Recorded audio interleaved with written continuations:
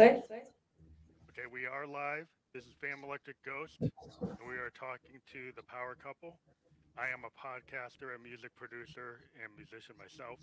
We've been doing podcasts since 2018, previously on Anchor FM, and now we're doing these new video podcasts on StreamYard. Oh, is that an airplane? We're talking to the Los Angeles-based alternative R&B duo Power Couple, and they're composed of multi-instrumentalists Lall and Jasmine. I hope I got your names right. And glad to welcome you to the show. Thanks so much. Good to be here. Thanks for having us. Yeah. So I sent some questions that we like to get into, but we do have your song Higher Love on YouTube. So sometimes I like to play, if I could play that, and then we could talk to it, because it kind of gives the audience a chance to understand your music by actually hearing it. Yeah. That'd be great. So I'll put you on mute for a second, and we'll switch over to that. So hold a second. So I'll put you on mute, and then we'll go into that.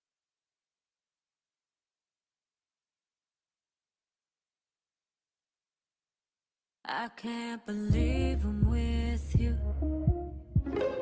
I'm in a fantasy. This is the moment in the scene where the sun and the ocean meet. Leave I'm with you. I'm in a fantasy. This is the moment in the scene where the sun and the ocean meet. Moving in time with your heart and breathing with the beat. I can't believe I'm with you. I'm in a fantasy. This is the moment in the scene where the sun and the ocean meet. Moving in time with your heart and breathing with the beat. We are the moon and the sea. There's a pull that you have on me. Love me with the higher love. Love me with the higher love. Love me with the higher love. With the higher love. When I give in to your touch and you give in to me, turn off our thoughts and release our control of the way we feel.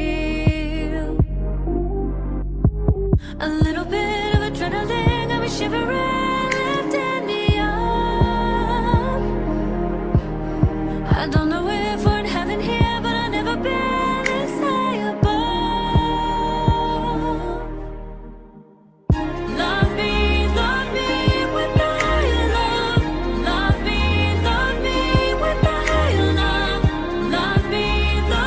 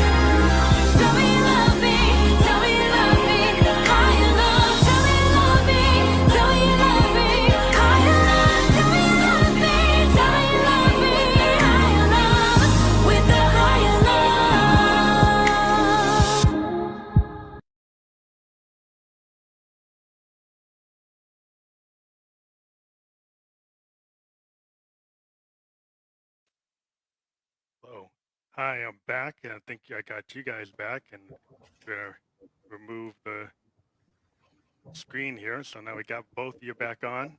You can hear me? Great. Yeah. Yep. So I wanted to give the audience a good example of your music, so hopefully that came through. And I also wanted to kind of give you a little bit of background from what I've read. Is you guys have been working on this four-part project called Blocks, and you started with Feel in 2019, and you showcased like your jazz, hip hop, electronic influences.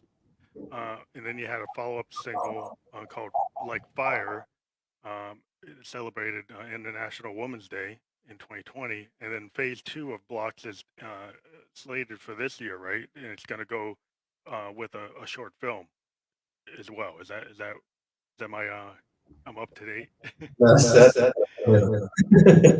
Yeah. Okay. So I guess the first question I always go back a little bit is when did you guys first get into music? Who wants to start? Like, at what age did you decide that music was like? She's been at it. She got it younger than I think. Yeah, I started as a kid. My family they were all musicians. My dad was getting his master's in classical piano, or bachelor's, so he was like playing for hours when I was sleeping in the crib. So I think it just sort of assimilated into my body, and I really wanted to play piano. So I started that first and singing. My mom was a singer, and just had like a long line of musicians in my family. So I was involved in music from before I could remember. Even before talking, they would say I would just sit in my crib and sing. So it was early for me. That's pretty cool. I wish I had. I don't have a story like that. Now, I did grow up singing in church. That was like the extent of it. So I think it really wasn't until college that I kind of took music seriously. Before that, yeah, I sang in church. I attempted to play guitar for like a month. That didn't really work out. I didn't have the patience or the wherewithal at the time. I think I knew I always loved music. I just wasn't sure I had the capacity for it.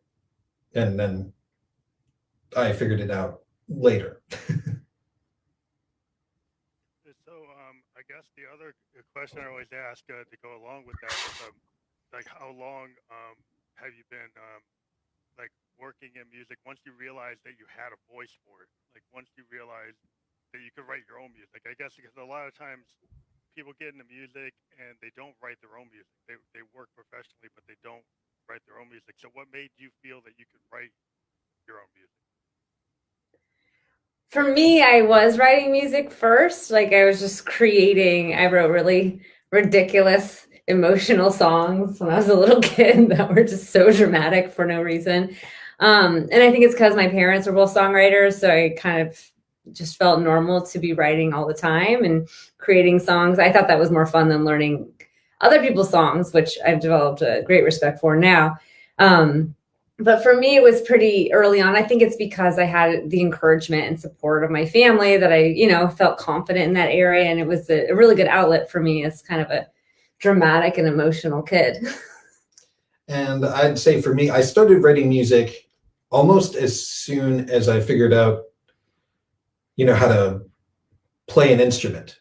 I think, up until that point, music kind of lived in my head, ideas, melodies, and song structures and that sort of thing. I just never really knew how to put it out.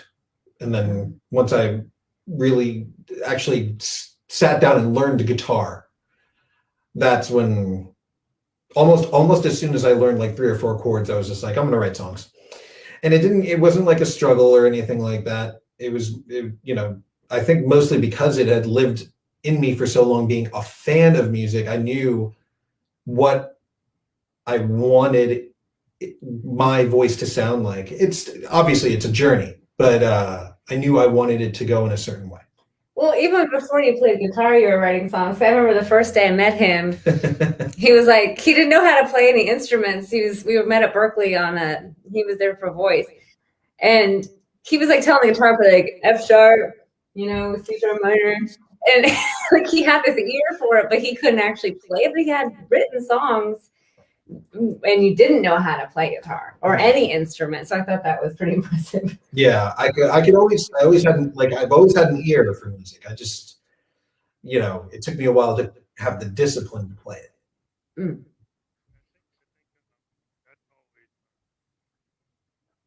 Oh, I'm sorry, it's super quiet. I think we can't hear you. You can hear me now? A little bit, yeah. Hear me better? Yeah. Oh, okay, there we go. You can hear me. Perfect. Yeah, I think as a musician myself, I started like on a clarinet, and then that's not really a writing instrument. And I kind of grew up in the '80s, right? So I saw Duran Duran, I saw all these new wave bands, and so I went looking in the pawn shops for like mini Moogs and Jupiters, whatever I could find, and Yeah. I just decided I was in all these punk bands, and then people stopped showing up, and then I realized like if I had a synthesizer, I could write everything myself. So that's how I and I kept on going because everybody else would get married, you know, have relationships and drop in and out of it, and bass player wouldn't show up. But it's like it's just the passion of once you realize that you learn your instrument and then you learn what you want to do with it and how you want to bring your voice out. I think that's when you really start getting something unique, and that's why I like to talk to a lot of independent songwriters. Is this because you can really get into a window like a writer. Music is like reading great novels or short stories to me. And as a fan of music and I'm a musician myself, I love talking to musicians just to figure out where they're coming from and their journey and how they actually got into it. And so it's really cool for me to get into that. I think that's a big part of the whole scene. And it's why I like to talk to folks like you. That's awesome. Yeah. So I think the other follow-up question is, I guess, how your writing style in terms of like your inspirations and your reference points, like who inspired you as a musician. Not that everything like, oh, you name check somebody and then you sound like them, but it's kind of like, to me as a musician, like your influences kind of make who you are. So who wants to go first in terms of like your references or your the people that you kind of looked up to kind of, you know, create your sound? Well, it's funny, and in reading that question, I said to Summer that I think there, and I think you kind of touched on it a little bit yourself right now, that there's a difference between your influences and your reference points, right? Mm-hmm. Like, so like your influences, I have so many influences. Not all of them are a reference point per se, just because, you know, they wouldn't all like a really random one I told her is like, there's this rock band called the Deftones.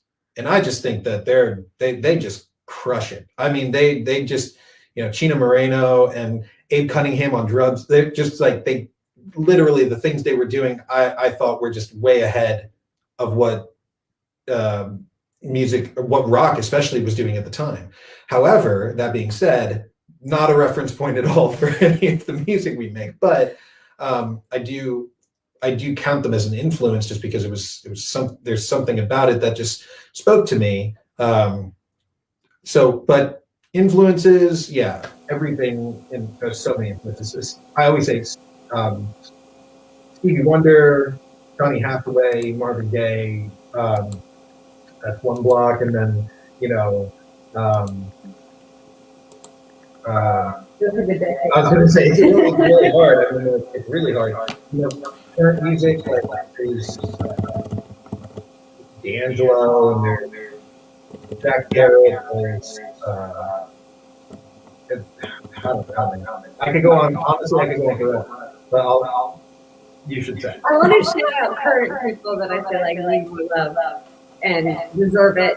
They're so talented. Guys like Bill Monroe, Yoe.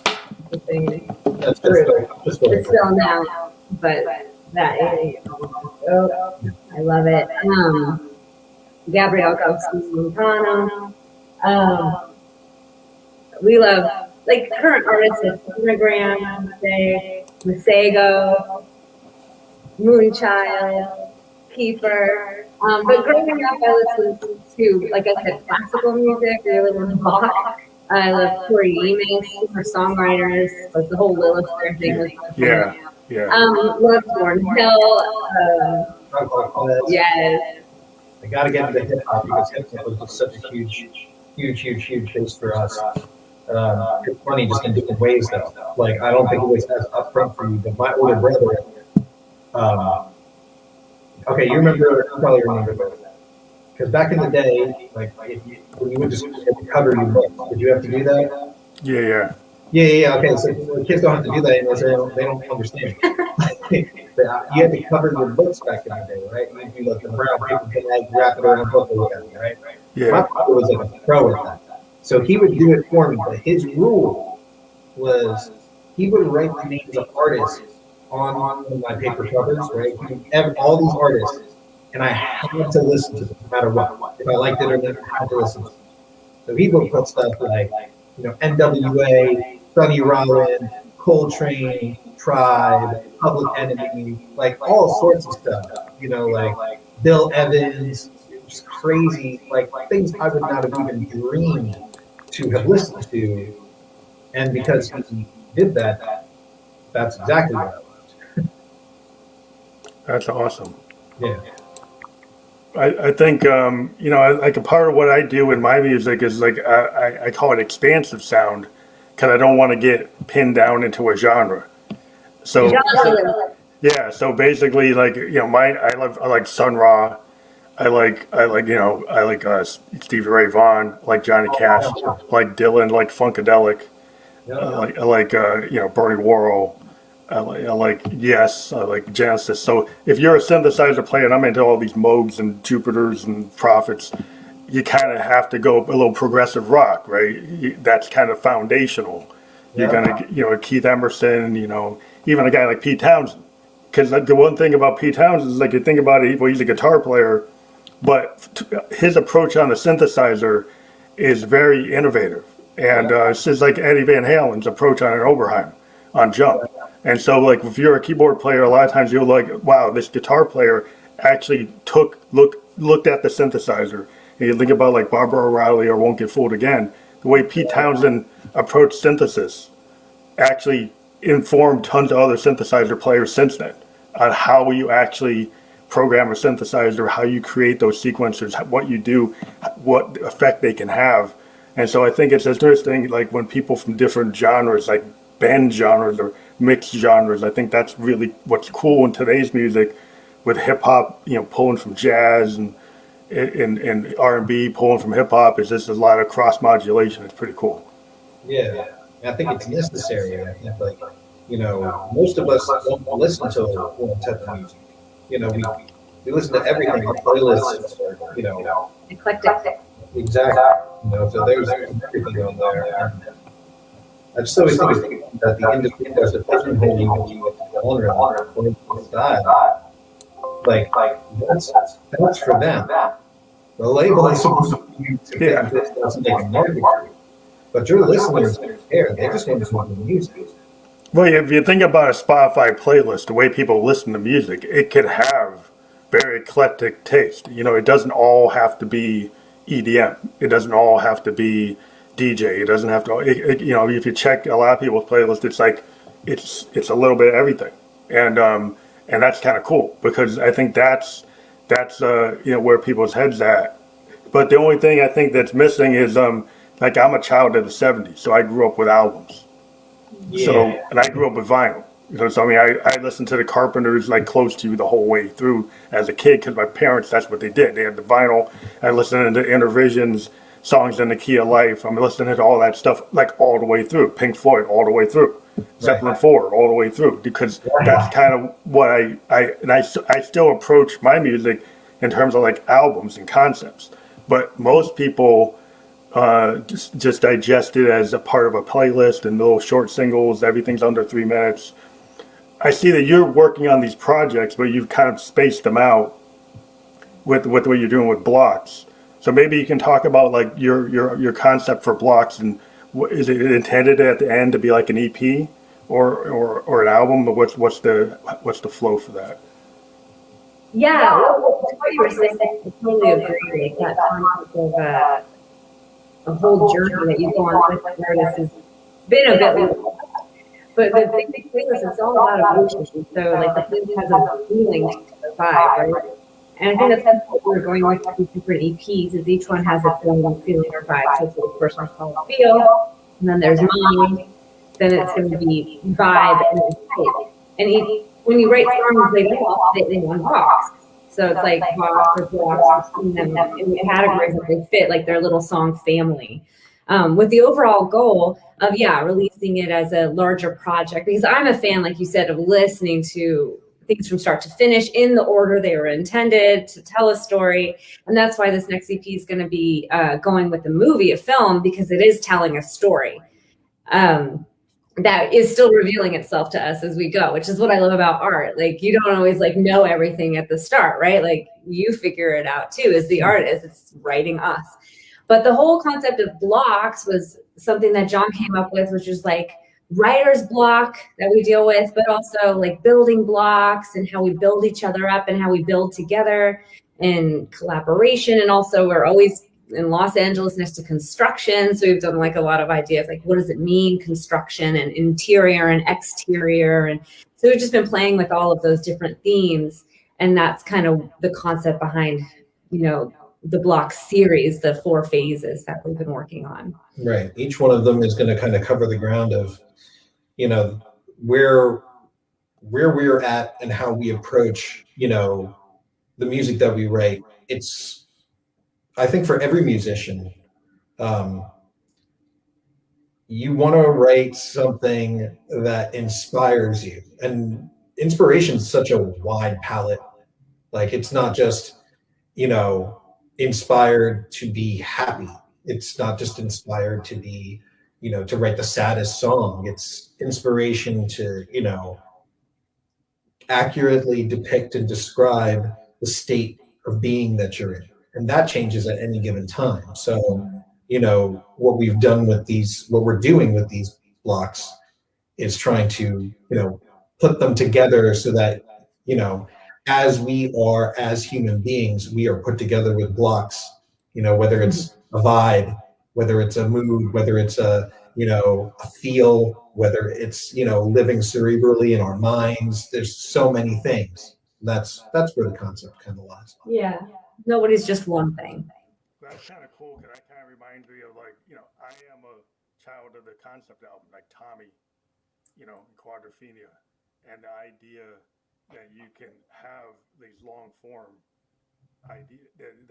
So the visual film, I kind of got into music, loving like the Velvet Underground and Andy Warhol and his, art collective, and the whole idea that you could merge that kind of art. Like, if you look at the first Velvet Underground album with the banana on it, and it actually would peel off as a sticker. And that kind of merging of art in the 60s and 70s was very common. You'd have really, awesome artists linking up, visual artists, commercial artists, graphic artists, working with the Dead, working with all these bands and doing all this interesting work that wasn't necessarily trying to be commercial, but it was just trying to pick up on a feel. You find an artist that, okay, that feels like the Dead. So that it has that vibe. So then, it has the Haight-Ashbury thing going on. Or you have like the Allman Brothers, and you have their vibe and everybody's vibe. Is this cool to have like a complete thought in music, and it's not just a beat? Not Right. That's bad, but I kind of grew up with the singer-songwriter aspect, which what you guys were talking about blocks is coming from that classic singer-songwriter kind of concept. That you're like a novelist, you're like a short story writer, you're a poet, and you're trying to convey something that's going to trigger the audience to maybe have a memory, and they picture, music. I like concept that I think a lot of people have heard before is like sound painting. If you think about like the Beatles, and you think about Sgt. Pepper, that's the beginning of like the sound painting. And Hendrix, people asked him about Electric Ladyland. And they asked him, like, what are you trying to do? And he said, what's the sound painting?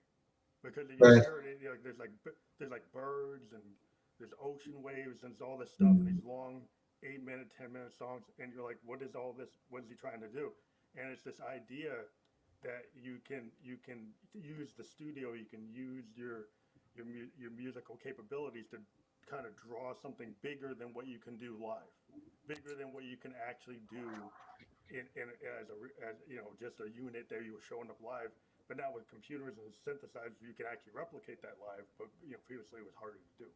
But yeah, it's interesting you say sound painting, because our next song that we've been working on is called Monet, and it's totally inspired by the works of Monet and like what that would mean today. And actually part of the movie involves a painting that we go into and explore. And so like we really resonate with that term. And I've always heard it as like soundscape as well, like soundscaping, you know, so.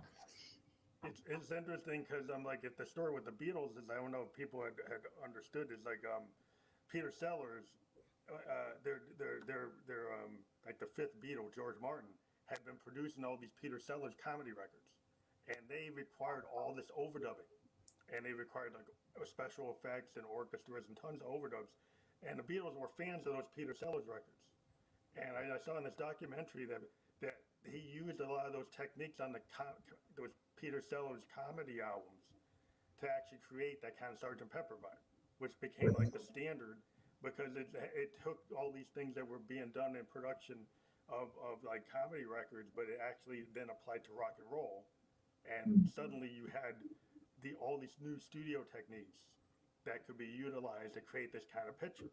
And in the documentary, he talks about like I could just record the Beatles like they sound in Germany, in Berlin, or I could record them like it's like a Monet. He actually talked about impressionism and talked about how I can actually color the sound in the studio and make it be a little bit more or different than what you could really do live.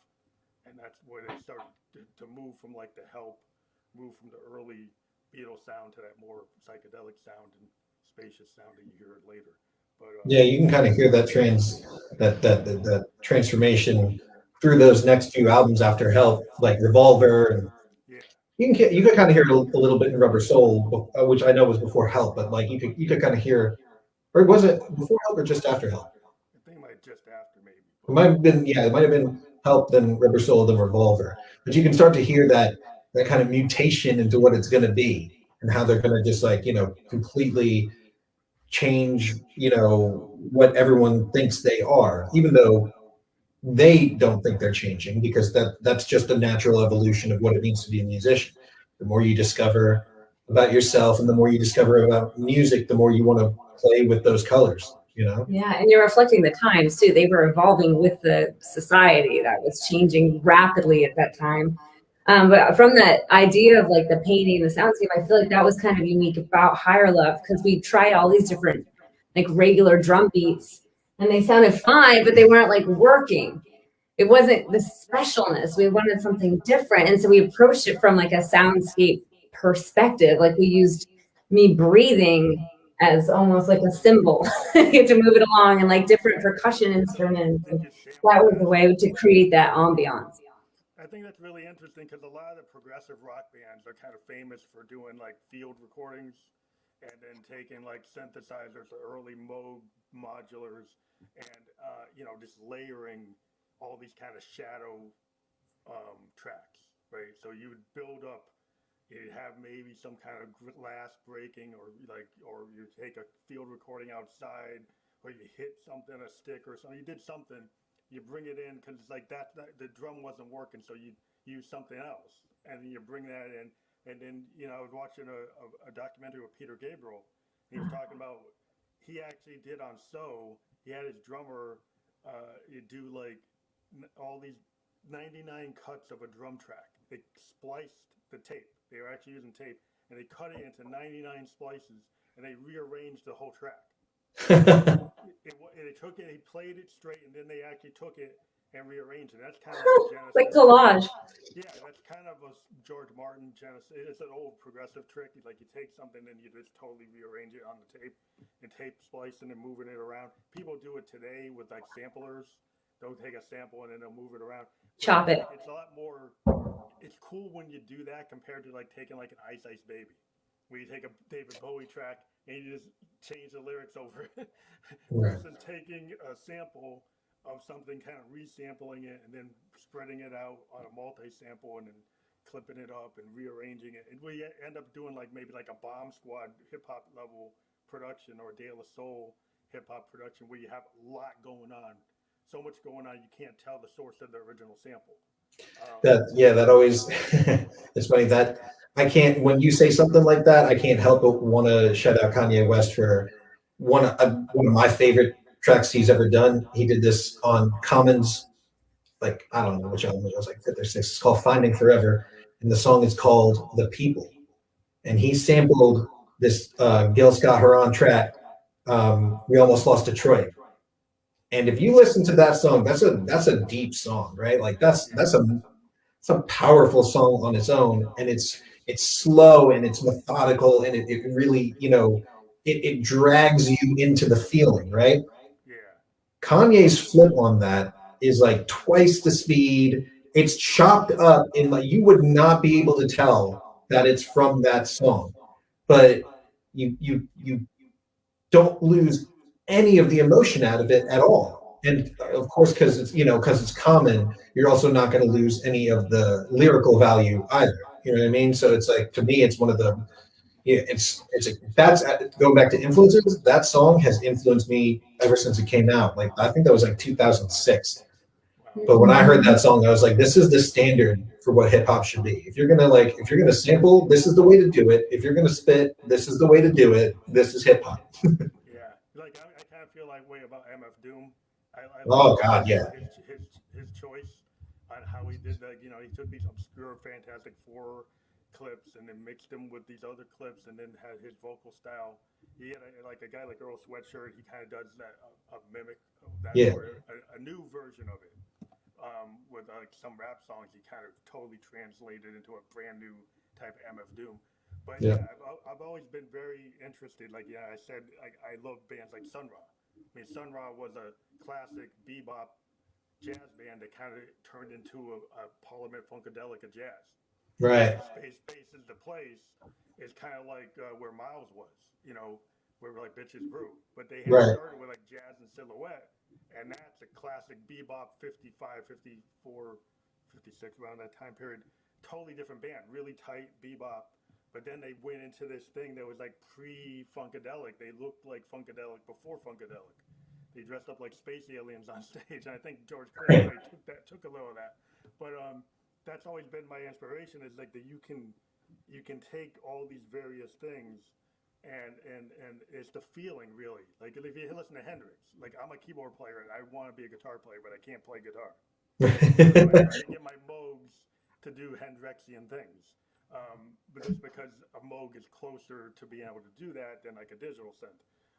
And it's just a feeling. Like, if I listen to a Hendrix, it's not that I'm trying to copy him, I'm trying to get that feel of where his head's at. And if you listen to like hundreds of Hendrix songs, and I'm a total Hendrix freak, it kind of comes in to your consciousness, and whether or not you want it to, you'll kind of just start, just like if you pull a Coltrane melody, suddenly you're playing something and the Coltrane melody pops out. Just when you're playing like jazz, this stuff pops out. You just start pulling something from Bach or pulling something from here or pulling something from there.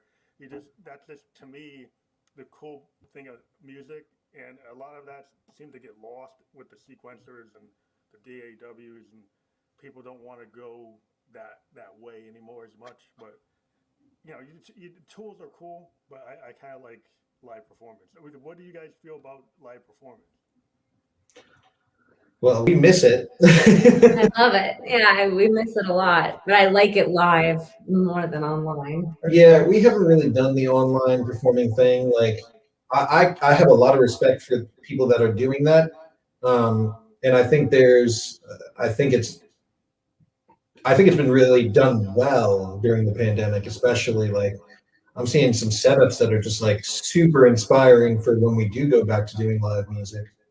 I think the thing we both agree on is there's a energy.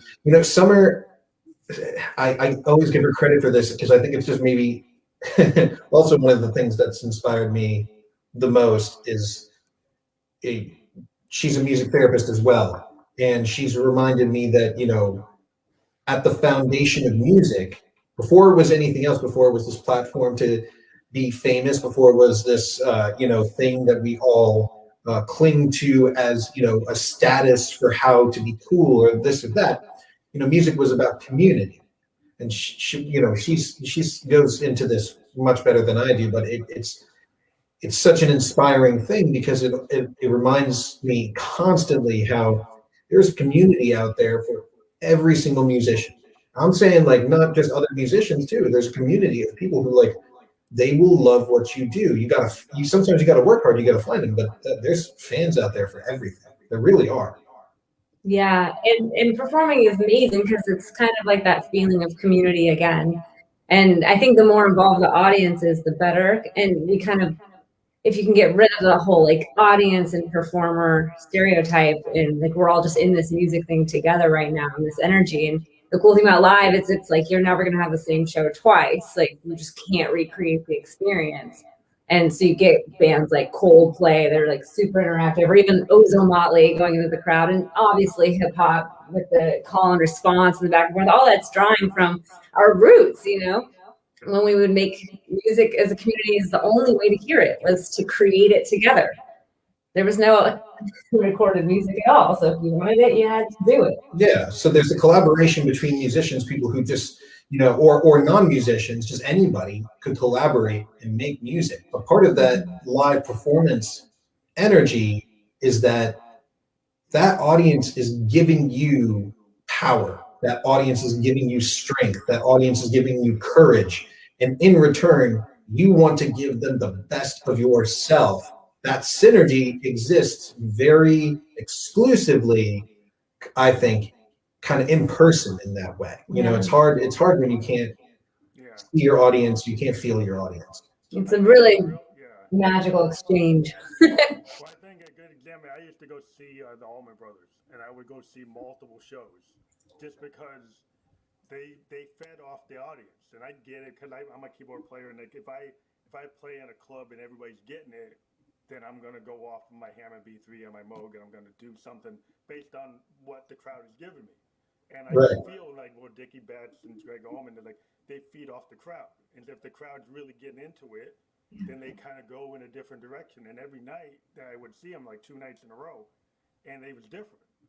And it's kind of like Pearl Jam was different like that. Like you go see Eddie Vedder, you could go see a Pearl Jam show twice on the same weekend, and he would change the lyrics of the songs. Right. I actually saw Dylan used to do that with some of his classic, like Blood on the Tracks album, where he had multiple lyrics for different songs, like Idiot Wind and Tangled Up in Blue. He had different versions of the songs. And some, you know, if you would see him on one night, he'd run a passage that was like on an outtake.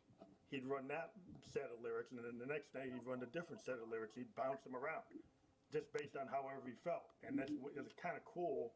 Like if you're a music fan and you know these little details, you're like, that, you know, that we're always fans of other musicians.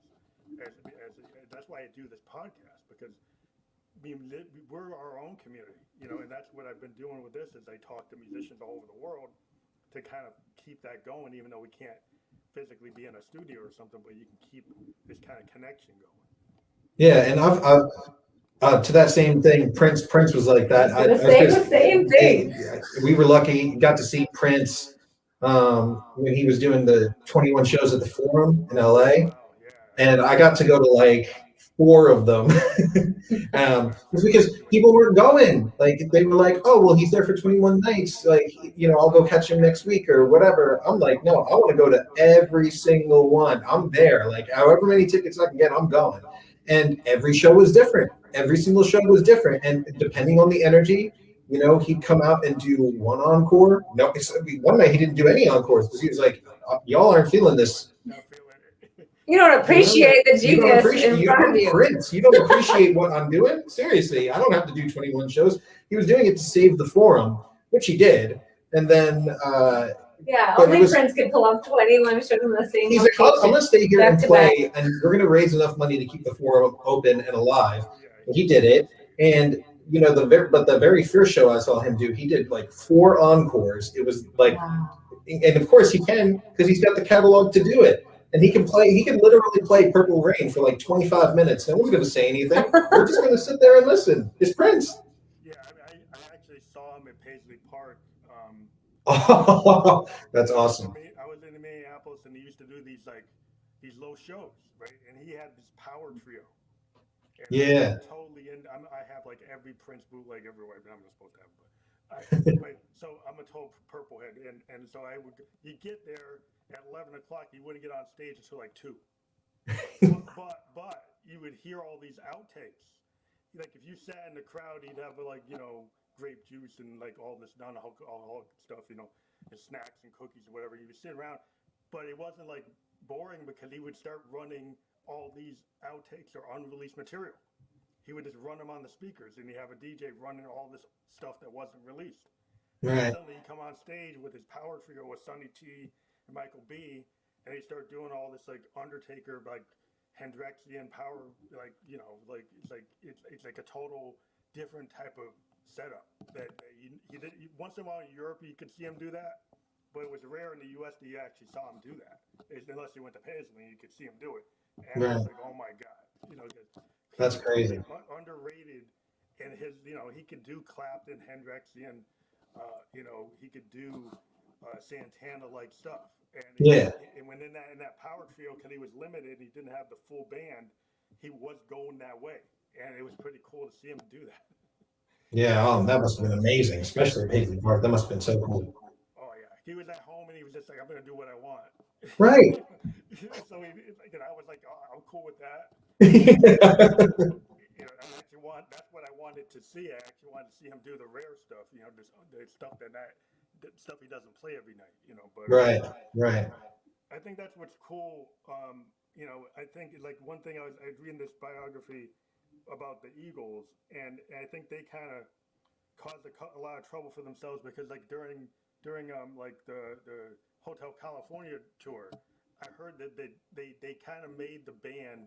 They did like a James Brown thing to the band. They like fined the band unless they played Hotel California like exactly like the record. Like every night they were told they had to play it. Don Henley and you know, Glenn Frey were telling the whole band they had to play it straight. Don't change it.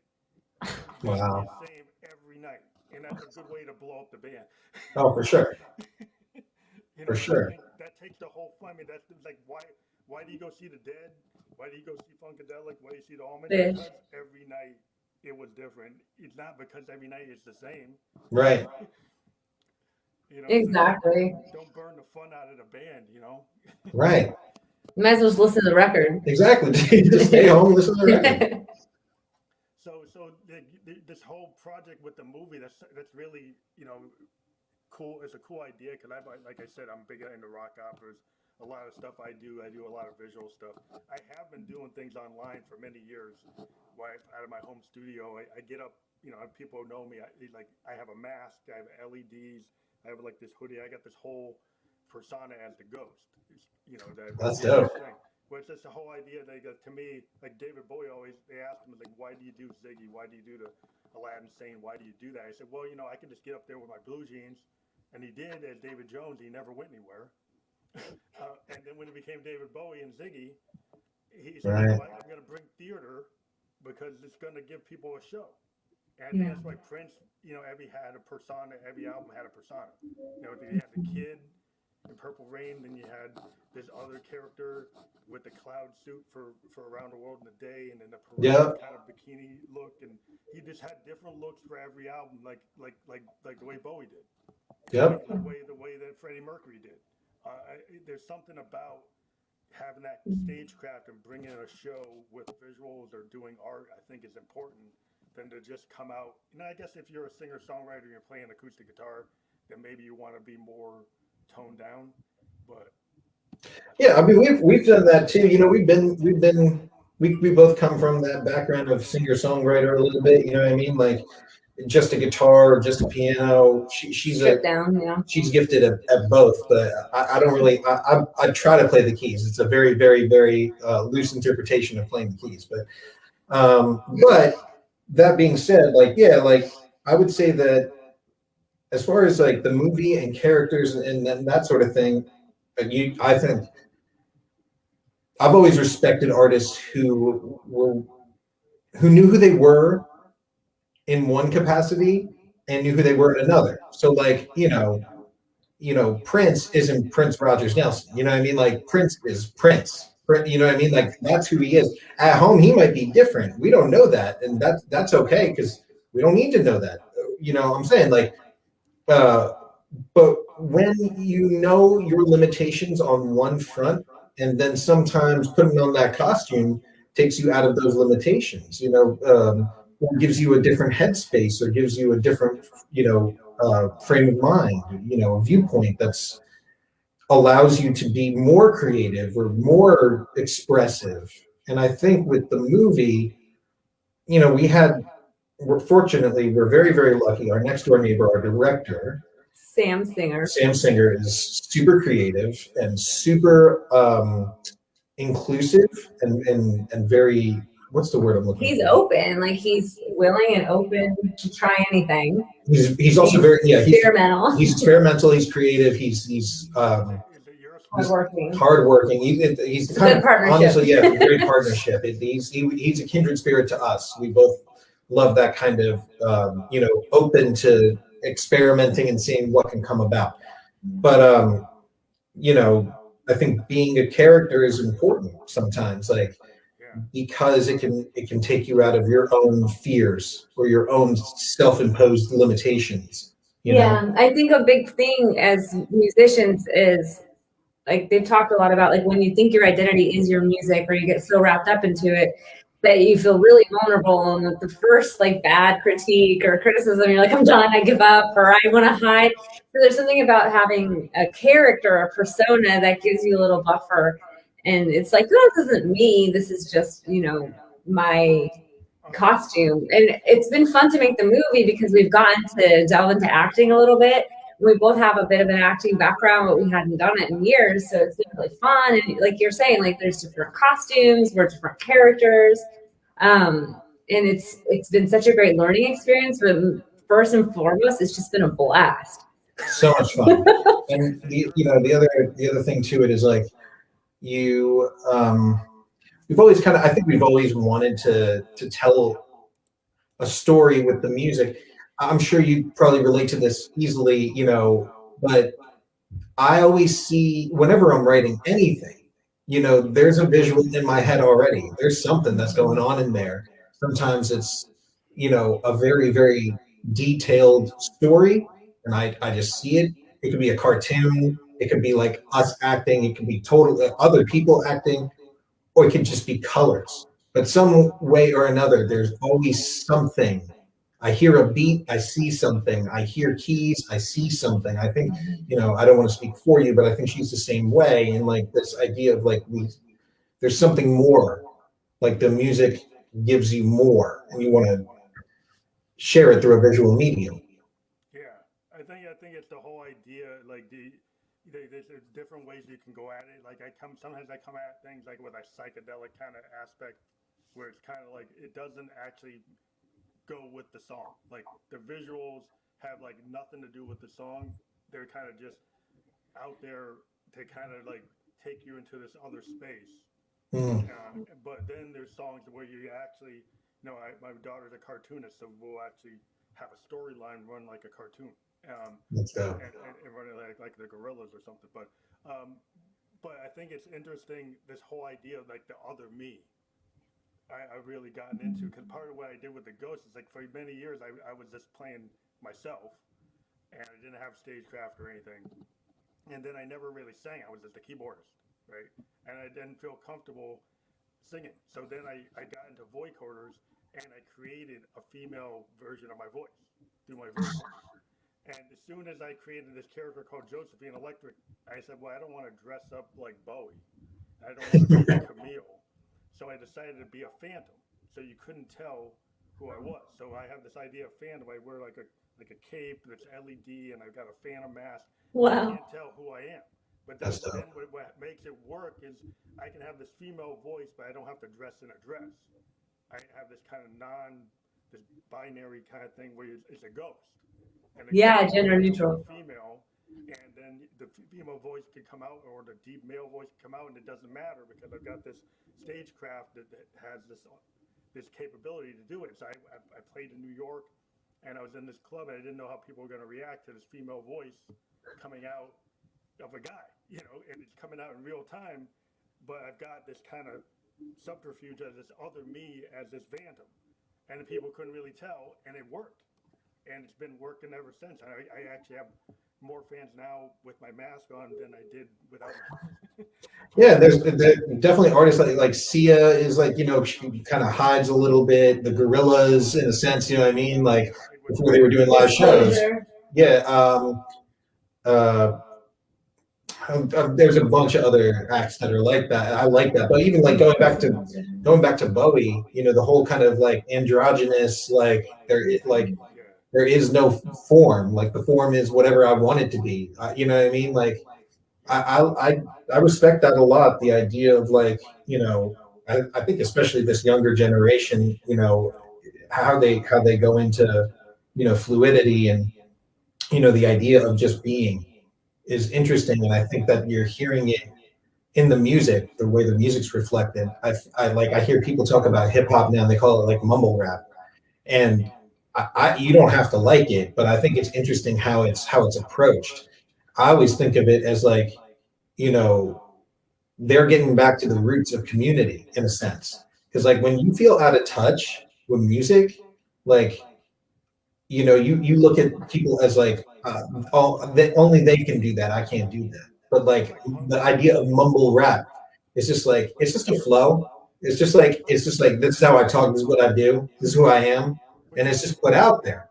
I think it's like punk rock. If you think about it, like when punk rock was a rejection of how the progressive and the big rock bands had gotten like so out of touch. Yeah. They were like big 300,000 people in the crowd, and they can't get close to the band anymore. And it seemed like, well, they're so much more Jimmy Page. I could never be Jimmy Page. I could never be Robert Plant. You know, nobody could ever be like that. But then you see Johnny Rotten. Well, I could be like him.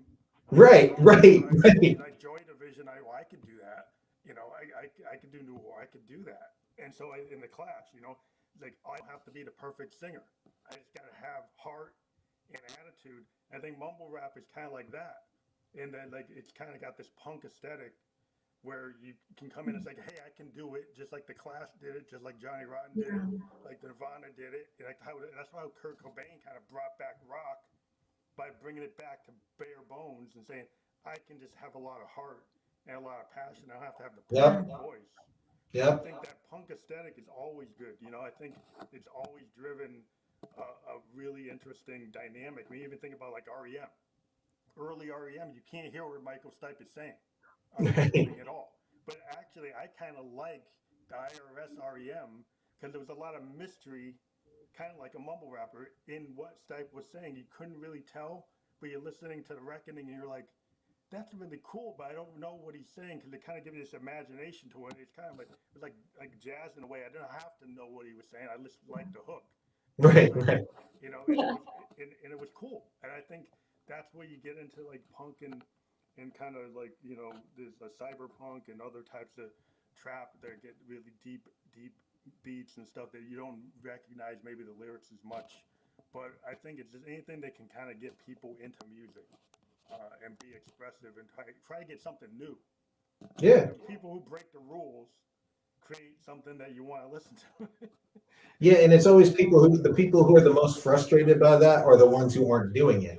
They're just like, you know, I don't get why these kids like this music. It's like, because they made it. That's why. You know, it doesn't matter if you get it or not. They like it and they're doing it.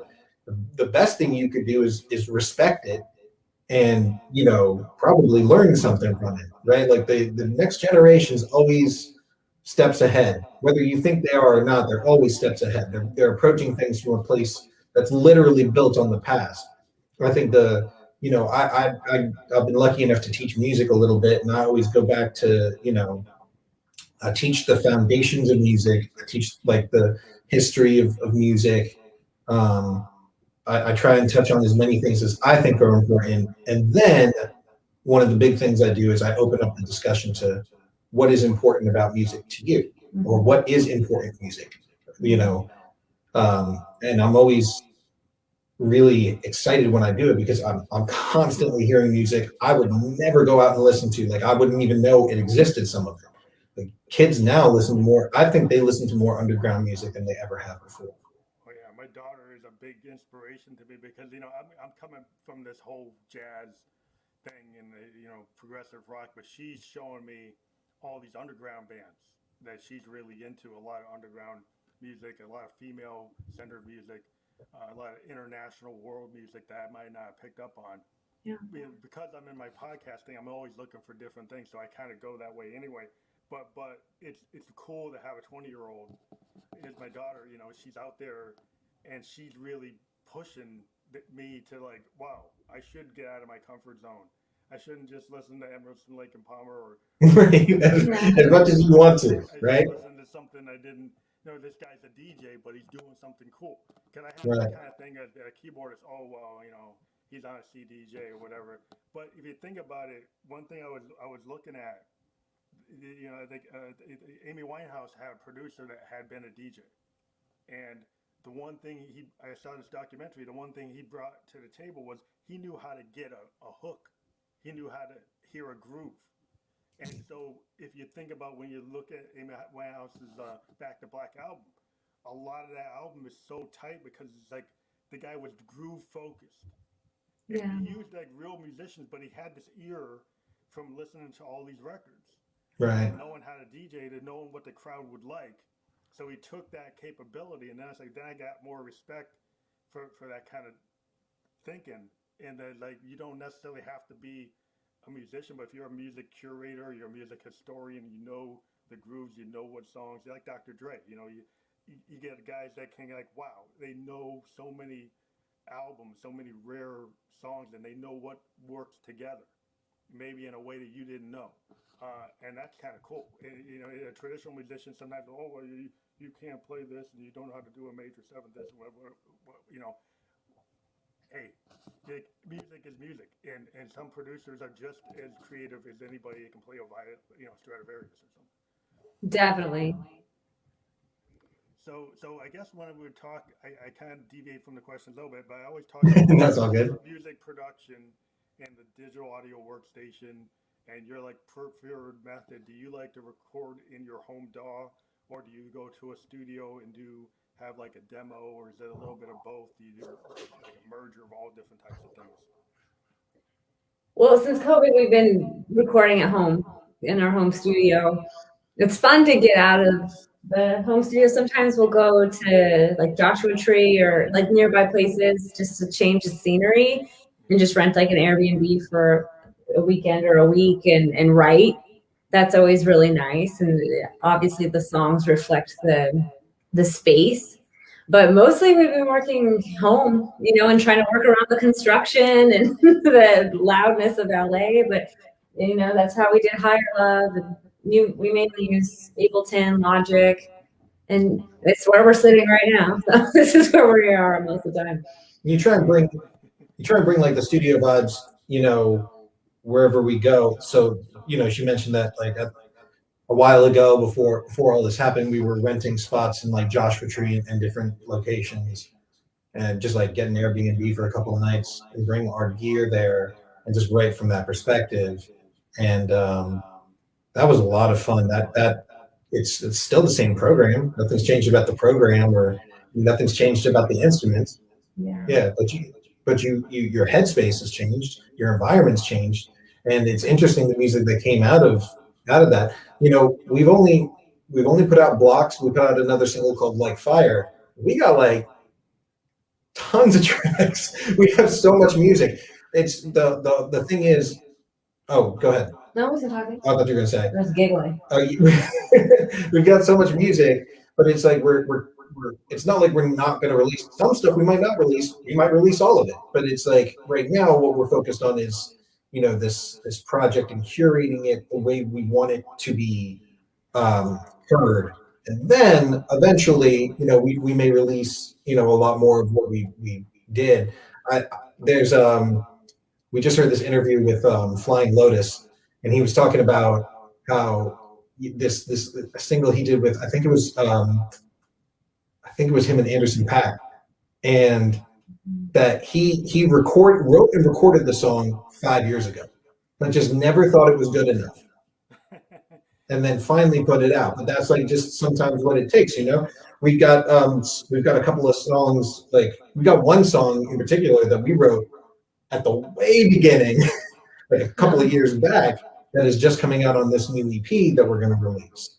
So, you know, it just we weren't sure. We loved the song, but it didn't have a home until now. We didn't know its birthday yet. Yeah.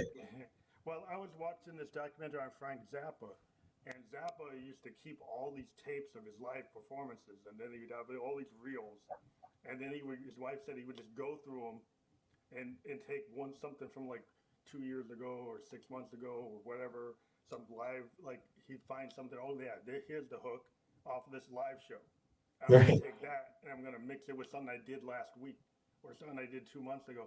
And I find that I started like really taking that kind of philosophy. Like I keep this big archive of all my stuff. And then I like to go back, you know, a couple years to something I think didn't work. And then take, you know, because you're coming back at it fresh. And you're like, wow, I actually had something here. And then work on it. Or I'll go and take something to like some of my other friends who play bass or guitar and use that to, you know, drive like a new development. You know, have somebody else's input, take a fresh look at it, or sample it, and then change it up. And like I do a lot of samples of old stuff I did, and I find that like if you take that kind of approach, like you sample your own work, and then you chop it up, and then you rejigger it around. It can kind of, if you weren't getting inspired, and suddenly like, oh, there's all this new inspiration. Exactly. But what do you feel about, do you use samplers a lot? Like today, a lot of people are into like sampled clips and clip-based, you know, launching of how they record songs. I mean, a lot of structure in some of the modern recording systems are based on you kind of doing samples of your own thing, sampling a drum, sampling this, and moving it around and resampling a sounds and revoicing them on sense. Do you guys do a lot of that, or do you kind of just stick with the regular instrument nature? It's a combination of both. I mean, we sample drums. Sometimes we record live drums. Sometimes we sample them. You know, but that's I would say we in the very beginning, especially when we were first writing and experimenting, like we would try and use like heavy samples from songs, like stuff that we liked that we wanted to just flip. And then unfortunately you run into the wall of clearing. You know, if you want to put your song out there, you got to clear it. So, you know, calm down, Kanye. You're right. Yeah. You can't clear that. Yeah. You don't have to, you could just put it out there, but that's a whole other headache that, you know, in terms of us just wanting to get the music out there, we were like, you know, maybe we'll come back to that idea. We still love that. But drums, I just like, you know, I'm old school with like, you know, Dilla type beats and stuff like that. I love stuff like that. So I love the idea of like, you know, just sampling all sorts of drums and rearranging them in interesting ways. And not even like full drum cuts, just like a kick, like a individual kick, snare, hats, percussive instruments, and build them the way that we want to.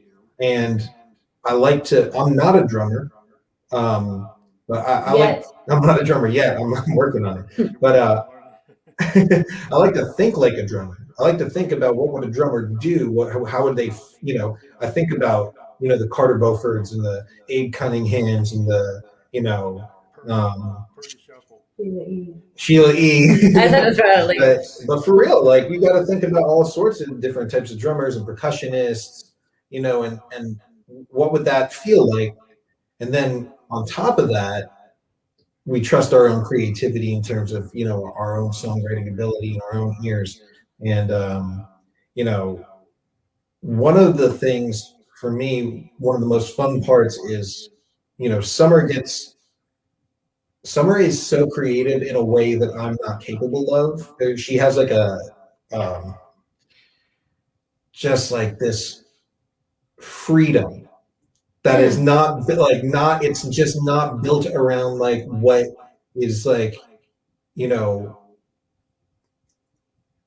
I don't want to say typical, but I mean, like, yeah, it's not conventional. She doesn't just write a song. She doesn't write from a perspective of, I need people to like this. You know what I mean? Like, I do sometimes. I have that hang up where I'm like, well, what sounds cool? You know what I mean? Like, I have to take my head out of that sometimes in order to be free. She's just free.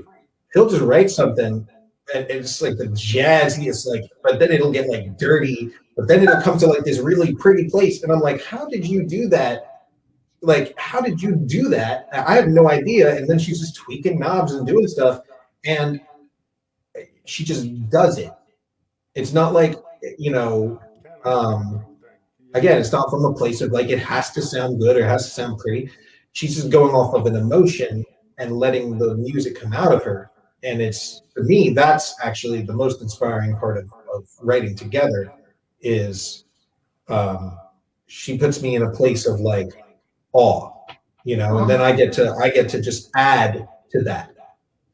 So Summer, do you get like in this kind of headspace where you let music kind of just take you? I mean, I've heard, like, I feel like I pull from like this muse, like there's this thing, I feel like there's a muse, right? I started as a poet, and so everything I do is kind of stream of consciousness based on stacks of poetry I wrote, and then I'll look at something I wrote, but I won't really focus on it. When I go into a recording, I do total stream of consciousness for most of my lyrics. I'll look at something and then I'll let the music take me wherever it's going to go, and then I'll kind of just let it go, stream of consciousness, kind of let it just feel like it's kind of coming to me, and I don't try to think about it too much. I try to let it come. Is that kind of what you do, is let it kind of come to you? That's my very favorite way to play music is like, I read this book, Effortless Mastery, and it helped me kind of reconnect with how I used to, you know, my relationship with music as a child, which was really free. And like my main goal is to feel free when I'm playing. And I totally agree that I feel like we all have those muses. The muses come, and that's why so many people write similar music at the same time. I feel like it's like, well, here you go. This idea needs to be heard. This idea needs to come to form. So I'm like really free and all over the place and creative, and it's more just the process. Like I love the process. And what John is really great at is he extracts, like, he'll be like, that, do that again. You know, like I probably never record it, and I would just play for an hour to be like this total like free jazz situation. And he can ground me and make a song from that. And you're really good at mining the gold. Like he really has ears for it, and then we can build more of a pop tune around that. And that kind of goes back to what you were talking about before, the sampling sense. He's sampling me. I'm sampling her. You're like the DJ kind of technique I talked about with like Amy Winehouse, like you can find a hook.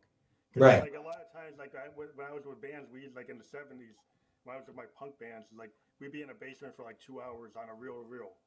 We just put it down and just go for 2 hours, and then I go back through the thing and I say, here's the hook. Right. Here's the lyric, and then I go and I come back to the bands and say, hey, this is the stuff we should work on, because I can kind of hear it. And it seems like that's what you like, producers and stuff, and that's the kind of nature. And even like drummers are very into like, drummers are like the core of like rhythm of any song. And so I've heard a lot of bands I've talked to will spend tons of time trying to get the rhythm section of a song down. And it's kind of like it's a lot of work if it doesn't come easy. And a lot of times, you know, it looks effortless, but a lot of times a lot of work goes into it. And like the lyrics and other things can come in different ways. But like the drums is something that's a kind of like, you have to kind of find that hook. But other parts of the songs, I kind of let it happen in other ways. But Right. And sometimes what happens is like, because of her approach to writing, that helps me to be really like wild with the drums. We have this song called My Stop, and it started the beginning of this, you know, the song actually happens almost in 3 sections, you know, and the beginning sounds very like, you know, boom bap, hip hop, jazz kind of, you know, stuff. And that came from, she was just playing these this beautiful piano part. It sounded so dope, and I was like, well, that's easy. That's a slam dunk right there. I can just like, just put, real nice, like, Quest style, just behind the beat kind of feel, right? And then, we're listening to it and we're like, yeah, but you know what? It's got to go somewhere. So then, she kind of took the chords and played them, on, we've got behind us right there. I don't know if you can see it, but that's a 73 Rhodes right back there. I appreciate that. Yeah.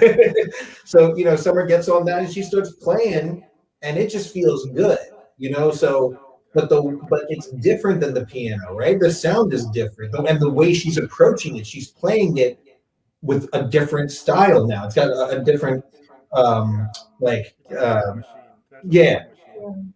So like now I'm like, all right, I want to change the drums up. So now I'm bringing in more of like that kind of a little bit more of a breakbeat kind of feel behind it, where it's just like, instead of being like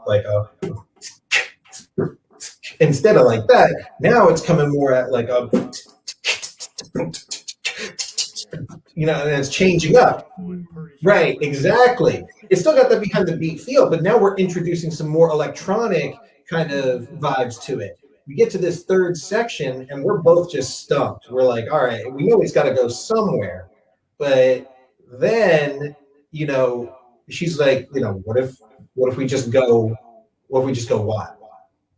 So then it's just like that freedom of just like, we can take it somewhere else entirely is like, okay, cool. So then she starts reharming the chords and I'm like, this is cool. Like, it took a little bit of time, but then I knew, like, drum wise, I can go completely like electronic, like, trying to think of like progressive music. You can change like your rhythm. You can go polyrhythms. You can change a rhythm. You can change the timing. You can change the key.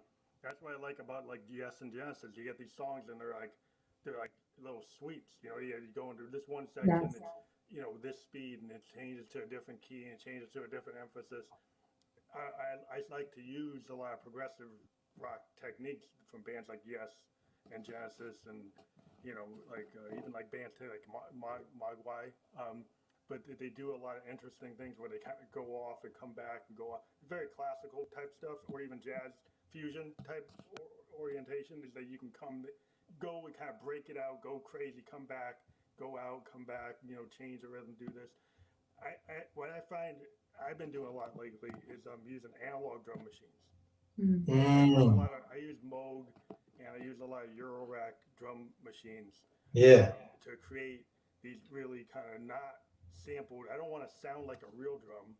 I actually want to sound like something that's kind of like a drum, but something that you never heard from a drum, and that gives you kind of like Alexander Cortini or like a 9-inch Trent Reznor type of ideas. Sure. You take a lot of noise concepts, a lot of ideas of like Buchla or additive synthesis concepts where you take interesting noise to create percussive capabilities, and you do that a little off the time and different things like that, where you don't want to be like an 808 or 99 perfect. Right. I'm actually going for like Tonight's the Night kind of Keith Richards off the beat.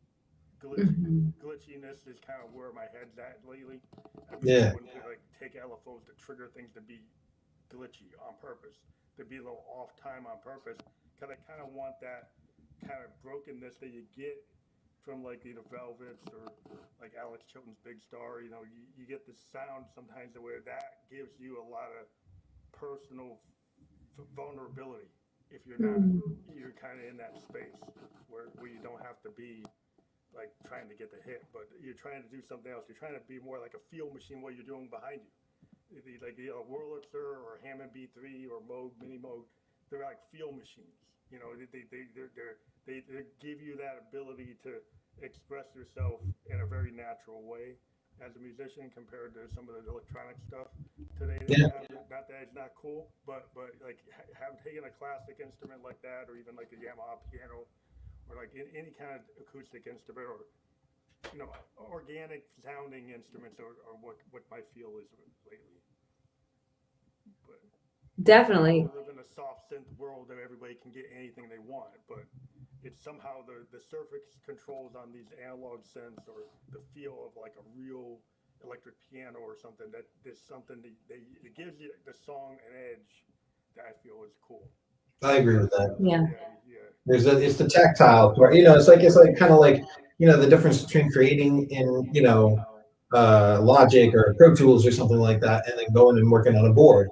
Like, when you're touching the board, you're like, it feels more, there's something that feels more real, more tactile. So you're just like, all right, you're it's it's an extension of what you're trying to do.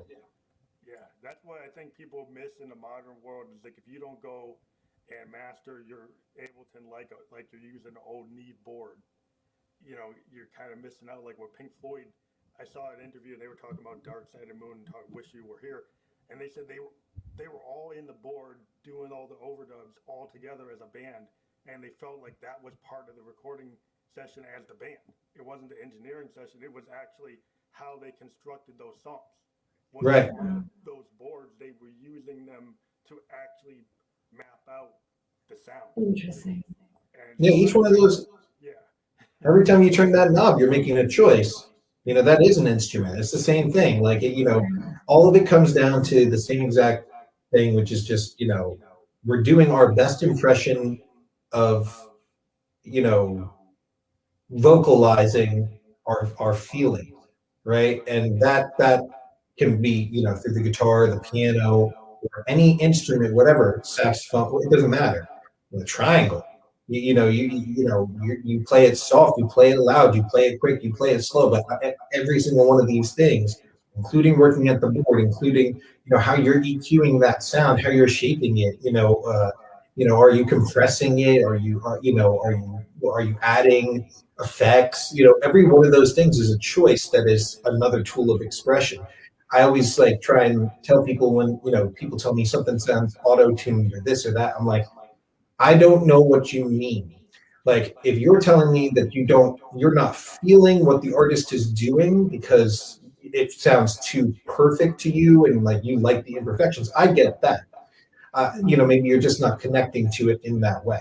What I don't get, or what I don't necessarily agree with, is when people are like, these rappers use auto-tune or these singers use auto-tune. I'm like, but a lot of them are using it on purpose. Just like a guitarist would use an effects chain, you know what I mean? Like, they're using it. Yeah, it's a tool. Because you're using it, you're using like a spring reverb because that's what you want, Yeah, that's the sound you're going for. That's what you're trying to get. And I think that's the thing. Again, that's the thing. You see these techniques that are not heralded as the way to do music, except it works and it makes something. So everything's an extension. I think we just have to kind of be like her and be free. You get at it, you get like Jack White, who's like $100 Sears and Roebuck guitar. Exactly, like the black keys. Yeah, it doesn't really matter. It's like a lot of times if I'll use a Casio if I want to use it, right? I'll go get, I'll go hit a trash can and tape it onto my sampler, or break some glass and grab it, or lately I've been using this Swedish synthesizer from Teenage Engineering at OPZ. It's a tiny little thing. It looks like a remote, and you can build really interesting drum beats on it because it has this ability to do what are called subcomponents, and maybe that's too complicated. But on every 16 steps of this sequencer, you can put 16 different subcomponents of modulations on every step. Wow. That's on the OP you're talking about? Yeah, it's like an OPZ. It's OP1 was the first one they did, but this OPZ is a sequence-focused Teenage Engineering thing, and it has this idea. Oh, nice. I don't even know about that. I'll have to check that out. Yeah, and what I like to do is I actually like to record it into a Zoom and actually record it in real time, changing those subcomponents in real time. Then you get something that you can never get from normal programming, because it's kind of it feels more organic because you're kind of doing it in real time. And it's kind of like the way I use my Moog. I will put down my Moog and I'll do all the control surfaces and record it in real time. So if you do it real time, you're playing with the spring reverb, you're playing with the ladder filter, you're changing the modulation. If you're doing all that as part of the playing of the instrument, it creates like very unique sounds that you can't really replicate every time. And so it gives you like point in time sounds that you put down on like tape. It becomes solid there, but that comes like that's what it is. And then you kind of live with it, and then you work around that. So the limitation of recording, that you put some limits on what you can do, so you're not living like the grid life, but you're kind of living with the capabilities of your machines and making it like very unique, kind of like a painter. Like, okay, I'm going to do that brushstroke, and that's what it is. And that might layer on top of it, that's what it is. And that's my approach, the way I do it. But it's kind of old school. But I use new techniques, like an OPZ is a new machine. But I used it without running the MIDI on it. I just did it the way I wanted to. So it's like you can take something new and then run it a different way. Right, for sure. And all, like every instrument, you know, it doesn't matter. It's all still valid. It doesn't matter when it's from or what it does. It still works. It's just how you use it. Yeah, somebody wants to use a vocoder with auto-tune, but their voice is unique, right? You know, I use vocoders to create Josephine. But how I use my vocoder, I use it to create a character. I actually change it to my voice to a soprano and then throw all these effects on it to get it to sound like a female version of myself. Yeah. Right. So that is a very unique thing that you're like, yeah, I'm using a bunch of technology to do that. It's not my straight voice. Right. It's like just like any like a hip hop guy is using a vocoder, but that's his voice. Or that's her voice. And so when it goes through, it's gonna be unique to that artist. And so that's you know, you can't, you know, that's what they choose to use. The tools is like whether you use the plastic guitar or whether you use a $5,000 guitar. You know, what does it matter? It's like if you get the result and the fans like it, and the people, you know, are listening to it, then you got it. Right. There's fans everywhere. You know, you'll find an audience anywhere for the type of music you're into if you believe in yourself. I think every musician that doesn't give it up realizes that like they're passionate about what they want to do. And then the audience finds that passion is attracted to it. Yeah. So I think that's what's cool about talking to people in the indie world is, you know, I grew up with a lot of guys that gave up, you know, back, you know, I'm in my 50s. And the guys when I was 18, 21, they gave up and they don't play anymore. Yeah. Yeah. I never stopped. And so it's like you get where you're going to go because of the belief in what you think you can do, whether or not the world, you know, believed it. You know, the Velvet Underground weren't big in their time, but everybody knows they're one of the greatest bands ever existed. Right.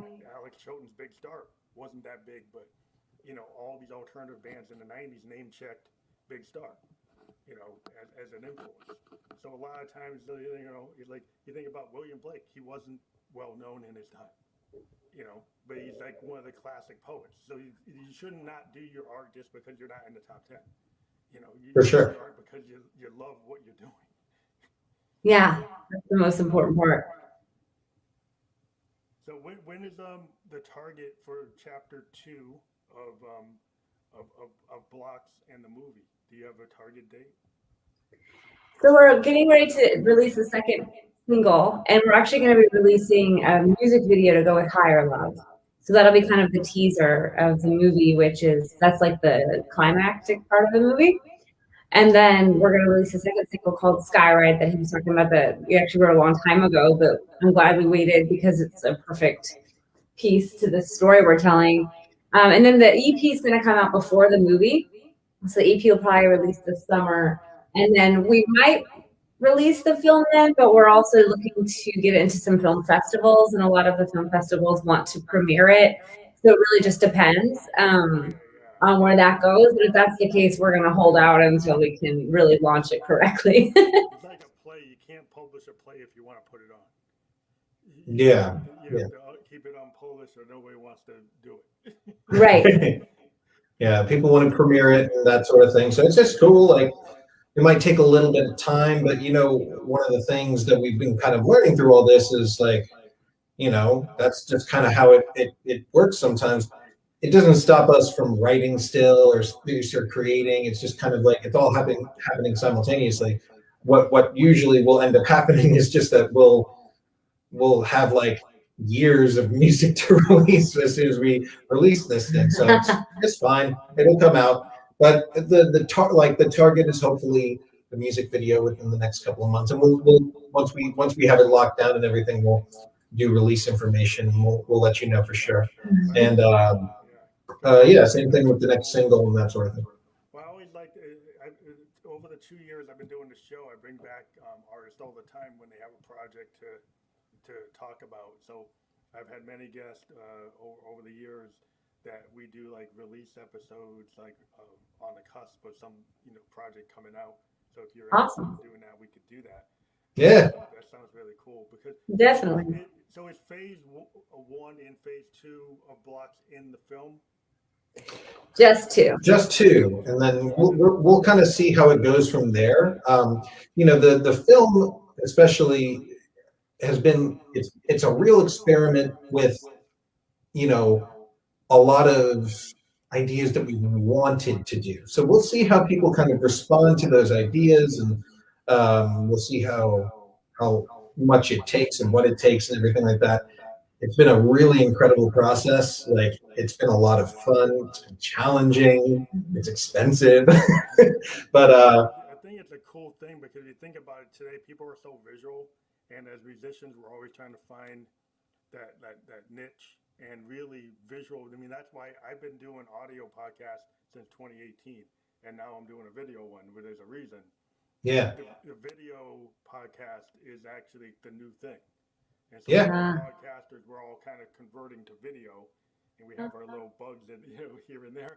But yeah, it's people. I think the idea of doing a film is really cool. I think it's a good way to integrate with fans that are so into the 2-minute, thing. If you can get fans to get into a longer form exposure of your art, it's always a good thing. I think so. Doing live performance, doing film, working with other artists to get into visual areas, working into video games and films and stuff is something I've been working on real heavy as well. So very cool. it's really cool that I think you're going the right direction for this type of thing, even though it's a lot of money. But Thank you. Thank you. yeah, so I'm glad to have you guys, Power Couple, on the show. This has been streaming on my Facebook. It will be saved on that channel and be there permanently. It will also be pushed up to YouTube later. And we always convert all these video podcasts to our traditional Anchor FM, which is all audio.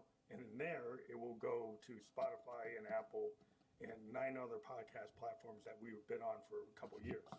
And so that's kind of what we were known for. But it will still go out there, and we'll push those versions on our Instagram and Facebook as well. Awesome. Links and click and actually, put you as a referral, link you. So once we say your name of your band on our Instagram, you'll see it in our story. You'll see that we talked about you. So that Great. We can share it with our fans. Very cool. Yeah. So I'm hoping to, eventually see all the bands I talk to live one day.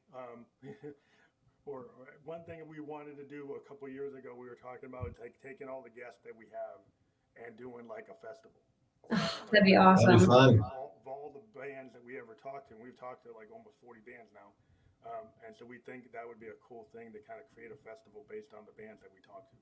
And so if you're into that, we'll be looking to figure out how to do that once things get cool again. But Yeah, definitely. I Sounds it. really We'd miss love to festivals. perform, yeah. Cannot wait to get back out there. yeah, we're doing collectives. As it's like you create a collective. It's like, okay, well, this is a podcast collective based on you were a guest on the show, and then everybody's a guest on the show as part of this collective, and then we create a whole new thing. And that's what you do to get a scene going. But thank you for being on the show. I appreciate it. It's really cool to hear about all your ideas and your projects. And you guys seem to really be synced, in what you're doing. It's cool to see a duo. 'Cause a lot of times I do bands, but duos, I've done maybe 3 interviews with duos, and they're always very interesting because it's a tighter connection. You were able to have 4 people hard to handle. 5 people. It's true. When you're trying to create something, it gets a little confusing. A lot of cooks. Too many cooks, or there's one cook that's more than another cook, or whatever, and there's all these dynamics. But it's interesting to see the kind of the dynamic that you guys have is cool. Thank you very much. Thank you. We really appreciate you having us. It was wonderful to get to talk to you. Well, thank thank you, and we'll be pushing this out. It is on our Facebook. You'll be able to see it there as soon as they end it. It'll be there. I think you see it on the page. You'll see that there on streaming below. But thank you very much for being on the program. Everybody, go check out Power Couple. We're gonna put their link there. Their link tree is running on the bottom, so you can always grab that. You can't click on it. We've been asking StreamYard, like, can you make that clickable? It's not. Thank you very much for being on the program. We'll talk to you again. Thank Thank you. you. Have a good night.